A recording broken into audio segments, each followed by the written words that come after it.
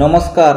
आज ହେଉଛି ଅକ୍ଟୋବର 25 ତାରିଖ ଶନିବାର ଦିନ। ଆପଣମାନଙ୍କ ପାଇଁ ନେଇ ଆସିଛି ଆଜି ଦିନର କେତୋଟି ଗୁରୁତ୍ୱପୂର୍ଣ୍ଣ ଖବର। ସେଥିପାଇଁ ଭିଡ଼ିଓକୁ ଶେଷ ପର୍ଯ୍ୟନ୍ତ ଦେଖନ୍ତୁ। ତା ସହିତ ଆମ ଚ୍ୟାନେଲକୁ ଯଦି ନୂଆ ଆସିଛନ୍ତି ଚ୍ୟାନେଲକୁ ସବସ୍କ୍ରାଇବ କରି ପାଖରେ ଆସୁଥିବା ବେଲ୍ ଆଇକନକୁ କ୍ଲିକ୍ କରି ରଖନ୍ତୁ। ଚାଲନ୍ତୁ ଆଜି ଦିନର ଗୁରୁତ୍ୱପୂର୍ଣ୍ଣ ଖବର ଉପରେ ନଜର ପକାଇବା।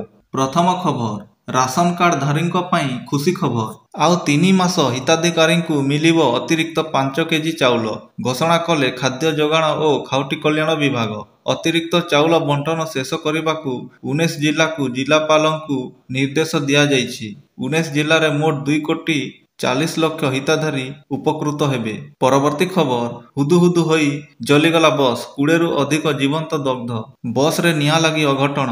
ଏନ୍ଏଚ୍ ଉପରେ ହୁଦୁହୁଦୁ ହୋଇ ଜଳିଗଲା ବସ୍। ବସ୍ରେ ନିଆଁ ଲାଗି 20ରୁ ଅଧିକ ଜୀବନ୍ତ ଦଗ୍ଧ ହୋଇଯାଇଥିବା ଯାହା ସୂଚନା ମିଳିଛି, କିନ୍ତୁ କୌଣସି ସଠିକ୍ ତଥ୍ୟ ହସ୍ତଗତ ହୋଇନାହିଁ। ତେବେ ହାଇଦ୍ରାବାଦରୁ ବେଙ୍ଗଲୁରୁ ଅଭିମୁଖେ ଯାଉଥିବା ବେଳେ ଏନ୍ଏଚ୍ରେ ଏହି ଘଟଣା ଘଟିଛି।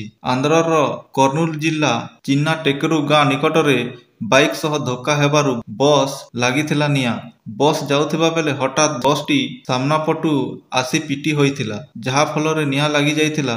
ବସ୍ରେ ପ୍ରାୟ 42 ଜଣ ଯାତ୍ରୀ ଯାଉଥିଲେ। ସେମାନଙ୍କ ମଧ୍ୟରେ 30ରୁ ଅଧିକ ଜୀବନ୍ତ ଦଗ୍ଧ ହୋଇଯାଇଛନ୍ତି। ପରବର୍ତ୍ତୀ ଖବର, ଆଲୁ ଚାଷ କରିବେ ସରକାର। 50,000ରୁ ଅଧିକ ଏକର ଚାଷ ଜମିରେ ଆଲୁ ଚାଷ କରିବା ପାଇଁ ଯୋଜନା କରିଛନ୍ତି।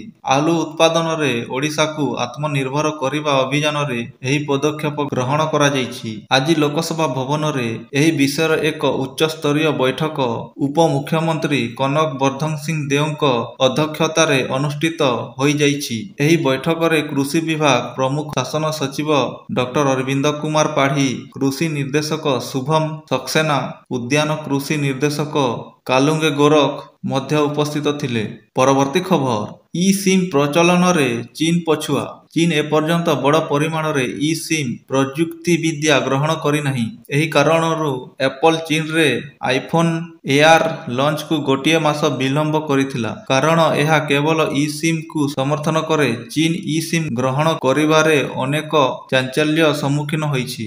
ଆପଲ୍ ଆଇଫୋନ୍ ଏୟାର ବିଶ୍ୱବ୍ୟାପୀ ଲଞ୍ଚ ହେବାର ଗୋଟିଏ ମାସ ପରେ ଚୀନରେ ବିକ୍ରି ଆରମ୍ଭ ହୋଇଥିଲା। ଏହାର କାରଣ ଥିଲା ଆଇଫୋନ୍ ଏୟାରରେ ଉପଲବ୍ଧ ଇ-ସିମ୍ ସମର୍ଥନ ଅନୁମୋଦନରେ ବିଳମ୍ବ ଯୋଗୁଁ ଚୀନରେ ଆଇଫୋନ୍ ଏୟାରର ବିକ୍ରୟ ବିଳମ୍ବରେ ଆରମ୍ଭ ହୋଇଥିଲା। ବିଶ୍ୱରେ ନିଜର ପ୍ରଯୁକ୍ତିବିଦ୍ୟାକୁ ପରିଚିତ କରାଇଥିବା ଚୀନ ଇ-ସିମ୍ ବ୍ୟବହାରରେ ଏବେ ବି ବହୁତ ପଛରେ ଅଛି। ପରବର୍ତ୍ତୀ ଖବର, ଦିଲ୍ଲୀରେ ଏନକାଉଣ୍ଟର, 4 ମୋଷ୍ଟ ୱାଣ୍ଟେଡ୍ ନିହତ। ଦିଲ୍ଲୀରେ ପୁଲିସ ଏନକାଉଣ୍ଟରରେ ବିହାରର 4 ଜଣ ମୋଷ୍ଟ ୱାଣ୍ଟେଡ୍ ଗ୍ୟାଙ୍ଗଷ୍ଟର ନିହତ ହୋଇଛନ୍ତି। ସେମାନେ କୁଖ୍ୟାତ ସିଗ୍ମା ଗ୍ୟାଙ୍ଗର ଥିଲେ ଏବଂ ବିହାରରେ ବିଧାନସଭା ନିର୍ବାଚନ ପୂର୍ବରୁ ଏକ ବଡ଼ ଷଡ଼ଯନ୍ତ୍ର କରୁଥିବା ଅଭିଯୋଗ ହୋଇଥିଲା। ଉତ୍ତର ପଶ୍ଚିମ ଦିଲ୍ଲୀରେ ରାତି 2ଟା 20 ସମୟରେ ଗ୍ୟାଙ୍ଗଷ୍ଟର ଏବଂ ଦିଲ୍ଲୀ ଓ ବିହାର ପୁଲିସ ଟିମ୍ ମଧ୍ୟରେ ଗୁଳି ବିନିମୟ ହୋଇଥିଲା। ଦିଲ୍ଲୀ ପୁଲିସ ସୂତ୍ରରୁ ମିଳିଥିବା ସୂଚନା ଅନୁସାରେ ପୁଲିସ ଗ୍ୟାଙ୍ଗର ସଦସ୍ୟମାନଙ୍କୁ ଅଟକାଇବାକୁ ଚେଷ୍ଟା କରିବା ବେଳେ ଏହି ଏନକାଉଣ୍ଟର ଆରମ୍ଭ ହୋଇଥିଲା। 4 ଜଣ ଅଭିଯୁକ୍ତ ଦେହରେ ଗୁଳି ବାଜିବା ପରେ ସେମାନଙ୍କୁ ରୋହିଣୀର ବାବା ସାହେବ ଆମ୍ବେଦକର ହସ୍ପିଟାଲରେ ଭର୍ତ୍ତି କରାଯାଇଥିଲା। ସେଠାରେ ଡାକ୍ତରମାନେ ସେମାନଙ୍କୁ ମୃତ୍ୟୁ ଘୋଷଣା କରିଥିଲେ। ପରବର୍ତ୍ତୀ ଖବର, ବିଶ୍ୱକପରୁ ଓହରିଲା ଭାରତ, ଆସିବନି ପାକିସ୍ତାନ ଟିମ୍। ବିଗିଡ଼ିବାରେ ଲାଗିଛି ପାକିସ୍ତାନ କ୍ରୀଡା ପରିସ୍ଥିତି। ହକିଠାରୁ ଆରମ୍ଭ କରି ଫୁଟବଲ ପର୍ଯ୍ୟନ୍ତ ସବୁକିଛି ସତେ ଯେପରି ନଷ୍ଟ ହୋଇଯାଇଛି। ଏପରିକି କ୍ରିକେଟରେ ବି ଅବସ୍ଥା ଅତ୍ୟନ୍ତ ଖରାପ। ଏହା ସତ୍ତ୍ୱେ ମଧ୍ୟ ପାକିସ୍ତାନ ଯାତ୍ରା ଥମିବାର ନାଁ ନେଉନାହିଁ। ସଦ୍ୟତମ ରିପୋର୍ଟ ଅନୁସାରେ 28 ନଭେମ୍ବରରୁ 10 ଡିସେମ୍ବର ପର୍ଯ୍ୟନ୍ତ ଚେନ୍ନାଇ ଏବଂ ମଦୁରାଇରେ ଅନୁଷ୍ଠିତ ହେବାକୁ ଥିବା FIH ପୁରୁଷ ଜୁନିୟର ବିଶ୍ୱକପ ହକି ପ୍ରତିଯୋଗିତାରୁ ଓହରି ଯାଇଛି ପାକିସ୍ତାନ। ହକି ବିଶ୍ୱକପ ପାଇଁ ପାକିସ୍ତାନ ଦଳ ଭାରତ ଆସିବ ନାହିଁ। ରାଜଗିରରେ ଅନୁଷ୍ଠିତ ଏସିଆ କପ୍ ହକିରେ ପାକିସ୍ତାନର ସିନିୟର ହକି ଦଳ ଅଂଶଗ୍ରହଣ କରିନଥିଲା। ଏବେ ଜୁନିୟର ଦଳ ମଧ୍ୟ ଏହାକୁ ଅନୁସରଣ କରିଛି। ଏକ ରିପୋର୍ଟ ଅନୁଯାୟୀ ପାକିସ୍ତାନ ହକି ଫେଡେରେସନ ନିଜ ସରକାରଙ୍କ ସହ ପରାମର୍ଶ କରିବା ପରେ FIHକୁ ଏକ ସରକାରୀ ବିଜ୍ଞପ୍ତି ପଠାଇଛି। FIH ଏହି ସୂଚନା ହକି ଇଣ୍ଡିଆକୁ ଜଣାଇବ। ପରବର୍ତ୍ତୀ ଖବର, ହାହାକାର ସ୍ଥିତି, ଟମାଟର କିଲୋ 600।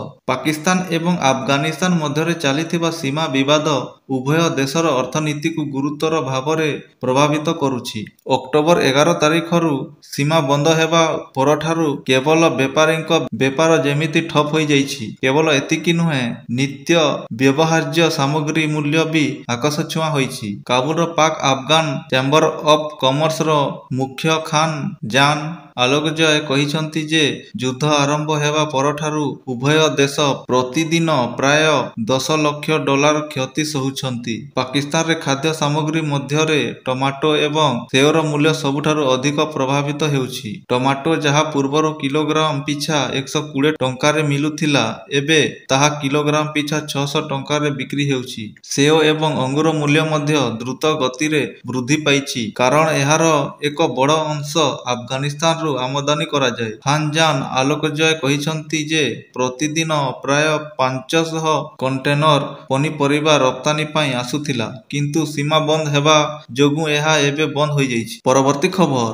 ସିଡନୀ ଓଡିଆଇରେ ଏଣ୍ଟ୍ରି କରିବେ ଏହି ଖେଳାଳି। ପୂର୍ବତନ ଭାରତୀୟ ୱିକେଟକିପର ବ୍ୟାଟ୍ସମ୍ୟାନ ପାର୍ଥିବ ପଟେଲ କହିଛନ୍ତି ଯେ କୁଲଦୀପ ଯାଦବ ସିରିଜର ପ୍ରଥମ 2ଟି ମ୍ୟାଚ୍ ଖେଳିନଥିବା ବେଳେ ଅଷ୍ଟ୍ରେଲିଆ ବିପକ୍ଷ ତୃତୀୟ ଦିନିକିଆରେ କୁଲଦୀପ ଯାଦବଙ୍କୁ ଭାରତର ପ୍ଲେଇଂ 11ରେ ସୁଯୋଗ ମିଳିପାରେ। ପାର୍ଥିବ ପଟେଲ କହିଛନ୍ତି, ତୃତୀୟ ଓଡିଆଇରେ ଆମେ ନିଶ୍ଚୟ ଭାବରେ କୁଲଦୀପ ଯାଦବଙ୍କୁ ଖେଳିବାର ଦେଖିବା। ସେମାନେ ଲାଭ ପ୍ରଦର୍ଶନ କରନ୍ତୁ ଅବା ନ କରନ୍ତୁ, କିନ୍ତୁ ଭାରତକୁ ସେମାନଙ୍କର ଟପ୍ ପ୍ଲେୟାର ଉପରେ ଭରସା କରିବାକୁ ପଡ଼ିବ। ଅତିରିକ୍ତ ବ୍ୟାଟିଂ ସମର୍ଥନ କୌଣସି ଆବଶ୍ୟକତା ନାହିଁ। କୁଲଦୀପ ଯାଦବ ମଧ୍ୟ ଓଭରରେ ଗୁରୁତ୍ୱପୂର୍ଣ୍ଣ ୱିକେଟ୍ ଯୋଗାଇ ପାରିବେ, ଯାହା ଭାରତ ହରାଇଛି। ଯଦି ଆପଣଙ୍କର ଟପ୍ ଅର୍ଡର ବ୍ୟାଟ୍ସମ୍ୟାନ ଶୀଘ୍ର ଆଉଟ୍ ହୁଅନ୍ତି, ତେବେ ଏହା ଖେଳର ଏକ ଅଂଶ। ଏହାର କ୍ଷତିପୂରଣ ପାଇଁ ଆପଣ ବ୍ୟାଟ୍ସମ୍ୟାନ ଯୋଡ଼ି ପାରିବେ ନାହିଁ। ଜିତିବା ପାଇଁ ସର୍ବୋତ୍ତମ ସଂଯୋଗ ଖେଳାଳି ସଂଯୋଗ ଖେଳିବା ଉପରେ ଧ୍ୟାନ ଦିଆଯିବା ଉଚିତ। ପରବର୍ତ୍ତୀ ଖବର, ରୁଷରେ ଫସିଛନ୍ତି ଯୁବକ, ସ୍ୱଦେଶ ଫେରିବାକୁ ନିବେଦନ। ରୁଷରୁ ଏକ ଛାତି ଥରାଇଦେବା ଭିଡିଓ ସାମ୍ନାକୁ ଆସିଛି। ଅନେକ ସ୍ୱପ୍ନ ନେଇ ଟଙ୍କା ରୋଜଗାର କରିବାର ଆଶାରେ ରୁଷ ଯାଇ ଏକ କନ୍ଷ୍ଟ୍ରକ୍ସନ କମ୍ପାନୀରେ କାମ କରୁଥିବା ତେଲେଙ୍ଗାନାର 37 ବର୍ଷୀୟ ଯୁବକ ମହମ୍ମଦ ଅହମ୍ମଦ ଏକ ଭିଡିଓ ଜାରି କରିଛନ୍ତି, ଯେଉଁଥିରେ ସେଠାରେ ତାଙ୍କ ଉପରେ ହେଉଥିବା ଅତ୍ୟାଚାର ବିଷୟରେ ସେ କହିଛନ୍ତି। ରୁଷରେ ପହଞ୍ଚିବାର କିଛି ସପ୍ତାହ ଭିତରେ ସେ ରୁଷ ୟୁକ୍ରେନ ଯୁଦ୍ଧ ଭିତରେ ଭୟଙ୍କର ଭାବରେ ଫସି ଯାଇଛନ୍ତି। ତାଙ୍କୁ ଚାକିରି ଦେଇଥିବା ଏଜେଣ୍ଟ ତାଙ୍କ ସହ ପ୍ରତାରଣା କରିଥିବା ଅଭିଯୋଗ କରିଛନ୍ତି ଅହମ୍ମଦ। ବର୍ତ୍ତମାନ ତାଙ୍କୁ ରୁଷ ପାଇଁ ୟୁକ୍ରେନ ସହ ଯୁଦ୍ଧ ଲଢ଼ିବାକୁ ବନ୍ଧୁକ ଦେଖାଇ ଡରାଇ ଧମକାଇ ବାଧ୍ୟ କରାଯାଉଛି। ଅନେକ ହାଇଦ୍ରାବାଦରେ ରହୁଥିବା ତାଙ୍କ ପତ୍ନୀ ଅଫ୍ସା ବେଗମ ଅହମ୍ମଦଙ୍କୁ ଉଦ୍ଧାର କରିବା ପାଇଁ ବୈଦେଶିକ ମନ୍ତ୍ରଣାଳୟକୁ ନିବେଦନ କରିଛନ୍ତି। ସେ କହିଛନ୍ତି ଯେ ଅହମ୍ମଦ ରୁଷରେ ଫସି ରହିଛନ୍ତି ଏବଂ ତାଙ୍କୁ ଯୁଦ୍ଧ କରିବାକୁ ବାଧ୍ୟ କରାଯାଉଛି। ବୈଦେଶିକ ମନ୍ତ୍ରୀ ଏସ୍ ଜୟଶଙ୍କରଙ୍କୁ ଲେଖିଥିବା ଏକ ଚିଠିରେ ଅହମ୍ମଦଙ୍କ ପତ୍ନୀ କହିଛନ୍ତି ଯେ ମୁମ୍ବାଇର ଏକ ପରାମର୍ଶଦାତା ସଂଜ୍ଞା ତାଙ୍କ ସ୍ୱାମୀଙ୍କୁ ରୁଷର ଏକ କନ୍ଷ୍ଟ୍ରକ୍ସନ କମ୍ପାନୀରେ ଚାକିରି ପ୍ରଦାନ କରିଥିଲା। ସେମାନଙ୍କ ଚୁକ୍ତି ଅନୁଯାୟୀ ଅହମ୍ମଦ ଭାରତ ଛାଡ଼ି ଏପ୍ରିଲ 2025 ରୁଷରେ ପହଞ୍ଚିଥିଲେ। ସେଠାରେ ପହଞ୍ଚିବା ପରେ ତାଙ୍କୁ ପ୍ରାୟ 1 ମାସ ବିନା କାମରେ ରଖାଯାଇଥିଲା ଏବଂ ପରେ ଅନ୍ୟ 30 ଜଣଙ୍କ ସହିତ ଏକ ଦୁର୍ଗମ ଅଞ୍ଚଳକୁ ପଠାଯାଇଥିଲା ଏବଂ ବଳପୂର୍ବକ ଅସ୍ତ୍ରଶସ୍ତ୍ର ତାଲିମ ଦିଆଯାଇଥିଲା।